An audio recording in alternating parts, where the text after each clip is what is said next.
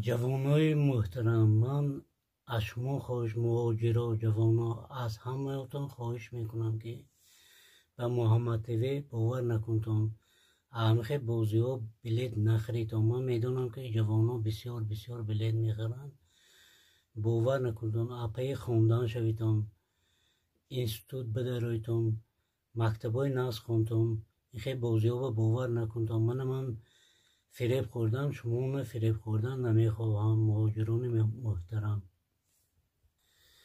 من فریب کرد بین خلق. من اونجا 58,000 آدم بلیت خریده بود. به فریب کرد من نمیخواهم که شما هم همه فریب خوردم و بین خلق به آوازه و گپ شویدم. همون به اسمون خواهش میکنم که بلیت نخریدم. وی فریبکار مشینک وی